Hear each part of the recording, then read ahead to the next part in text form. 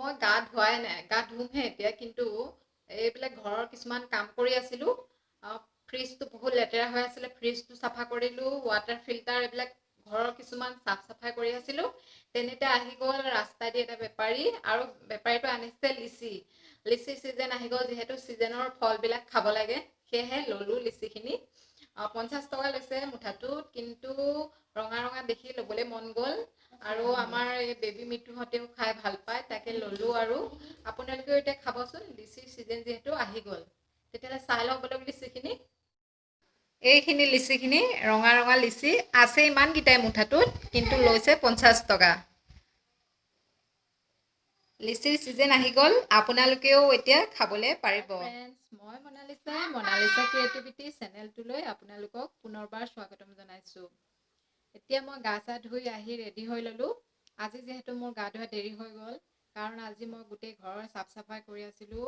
বহুত লেতেৰা হৈ আছিলে, কাৰণ গা ধোৱাৰ পিছত আৰু কৰিবলৈ মন নাযায়, সেয়েহে কৰি ল'লোঁ আগতীয়াকৈ। এতিয়া আজি মই মোৰ ব্লগটো আৰম্ভ কৰিবলৈ লৈছোঁ। ব্লগটো আৰম্ভ কৰিবলৈ লোৱাৰ আগতে মই আপোনালোকক দেখুৱাম মোৰ চব্জি গাৰ্ডেনখনত কি কি চব্জি আছেনো। তেতিয়াহ'লে চাওঁ বলক চব্জি গাৰ্ডেন। এইজোপা হ'ল নয়নতৰা, ডাঙৰ আছিলে কাটি পেলালোঁ। আৰু এইজোপা হ'ল মোৰ নৰসিংহ গছ। আৰু এইফালে চাওক, এতিয়া এইফালে আছে এইজোপা পপিতা, অমিতা গছ। মই গুটি দিছিলোঁ আৰু গজি গ'ল, আৰু এইকণতে থাকিবলৈ দিলোঁ, আৰু এতিয়া ডাঙৰ হৈ এয়া চাওক ফুল ফুলিছে, আৰু খাবলৈ পাম। যেতিয়া লাগিব তেতিয়া মই আপোনালোকক দেখুৱাম বাৰু। আৰু এইফালে চাওক, ইয়াত আছিলে ৰঙালাও, লাগিলে কেইবাটাও, আৰু এতিয়া মৰি গৈছে গছজোপা। এজোপা ফেচবিন, আৰু এইফালে আছে এয়া বেঙেনা, সৰু বেঙেনা।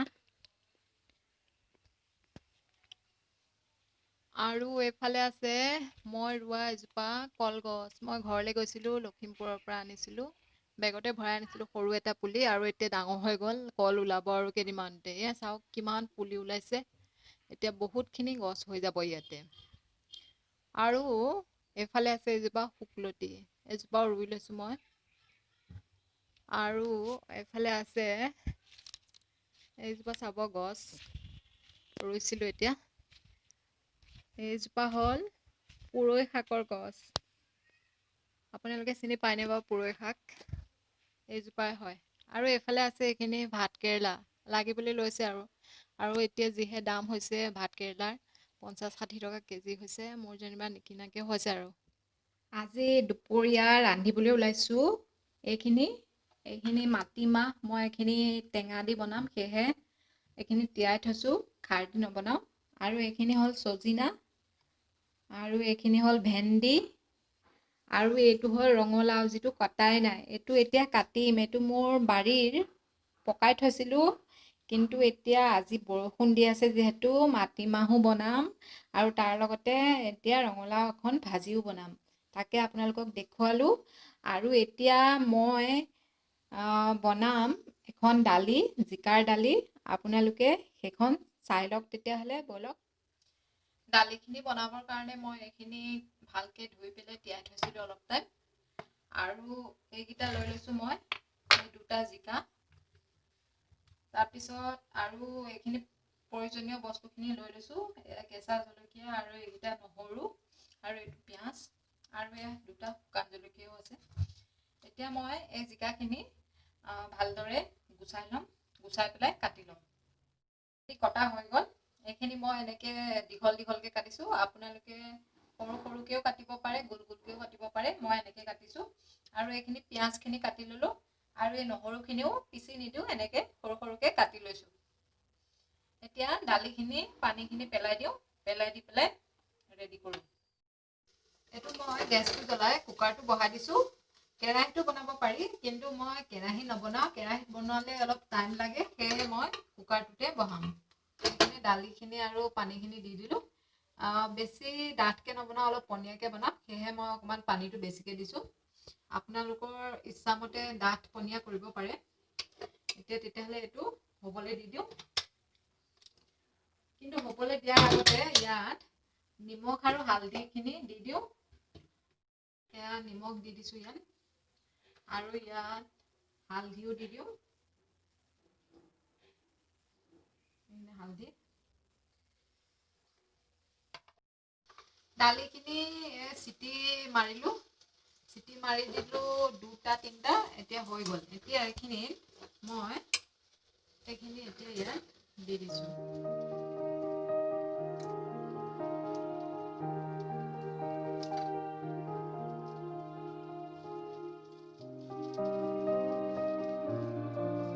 কটা জিকাখিনি ইয়াত দি দিছোঁ আৰু এই দুটা জলকীয়াও দি দিছোঁ এতিয়া অলপ সময় কাৰণে সিজিবলৈ দিম ইয়াত চিটিটো নলগাওঁ খালি এনেকৈ ঢাকনখন বন্ধ কৰি থৈ দিছোঁ অলপ সময় কাৰণে এইখিনি দালিখিনি হৈ গ'ল এতিয়া এইখিনি নমাই দিওঁ পেনখন উঠাই দিছোঁ ইয়াত এতিয়া তেল দি দিওঁ শুকান জলকীয়া তেল দি দিছোঁ আৰু ইয়াত দিম এতিয়া মই পাঁচফোৰণ এইখিনি পাঁচফোৰণ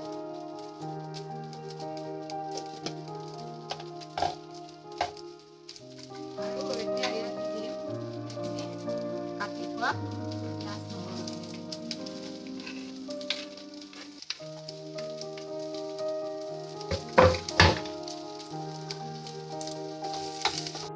এইখিনি ভজা হৈ গ'ল এতিয়া ইয়াত দালিখিনি দি দিম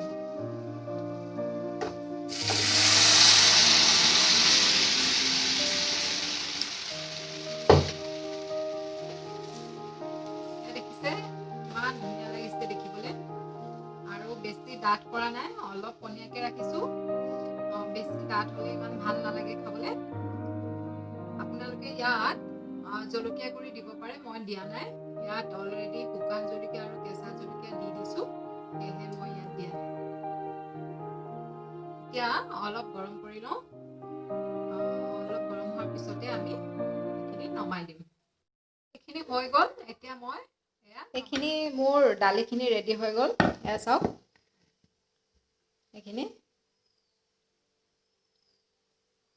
দেখি খুব ভাল লাগিছে হয়নে ইয়াত ইমান ধুনীয়া লাগিছে খাবলৈ কিমান ভাল হ'ব তেতিয়াহ'লে চাওকচোন আপোনালোকেও এনেকৈ বনাই খাব ট্ৰাই কৰিব আৰু খাবলৈ খুব ভাল হ'ব কাৰণ দালিবিলাক এনেও চিম্পুলকৈ বনোৱা যায় এনেকৈ যদি কিবা এটা দি পেলাই বনোৱা যায় তেতিয়াহ'লে আৰু বেছি ভাল লাগে সেয়েহে আপোনালোকে ট্ৰাই কৰিব ভাত পানী বনাই হৈ গ'ল খালোঁ আৰু ইহঁতকো খোৱালোঁ খাই বৈ বাচন বৰ্তন ধুই ল'লোঁ যিহেতু বতৰটো ইমান ভাল নহয় চব কৰি মেলি লৈছোঁ আৰু এতিয়া অকণমান ৰেষ্ট কৰিম তাকে এতিয়া ইহঁতক চাই লওঁচোন ইহঁত দুজনী কিনো কৰি আছে কাৰণ যেতিয়া মই ইহঁতৰ ওচৰত নাথাকোঁ ইহঁত দুজনী কিবা নহয় কিবা কিবি কৰি থাকে তাকে চাই লওঁ ব'লক ইহঁতে কি কৰি আছেনো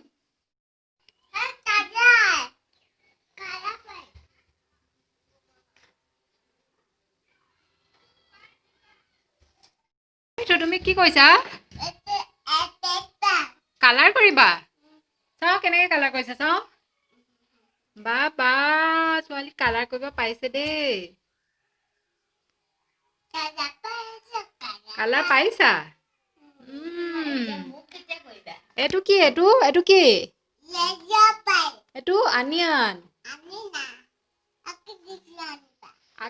ৰাতিৰ 7টা বাজিছে মই চাহ খাই উঠিলোঁ আৰু বেবী মিঠুকো গাখীৰ দিলোঁ সিহঁতেও খালে আজৰি হ'লোঁ এতিয়া বেবীক পঢ়ুৱাবলৈ লাগি যাওঁ আৰু তাৰপিছত খোৱা বোৱাৰ কাৰণে বনাম আৰু এতিয়া যিহেতু ইমান বৰষুণ দি আছে বাহিৰত আচলতে ভালেই হৈছে অলপ গৰমটো কমি অকণমান ঠাণ্ডা নিচিনা হৈছে যিহেতু আজি মই ব্লগটো সামৰা হোৱা নাই এতিয়া মই ব্লগটো সামৰিব লাগিব আপোনালোকক নেক্সট ভিডিঅ'ত আকৌ লগ পাম আপোনালোকে মোৰ ভিডিঅ'বিলাক চাই থাকিব আৰু ভাল লাগিলে লাইক কৰিব একেই কথা ছাবস্ক্ৰাইব কৰিব ঠিক আছে তেনেহ'লে আজিৰ ব্লগটো মই ইমানতে সামৰি মাৰিছোঁ আৰু আপোনালোকে চাই থকাৰ কাৰণে অনেক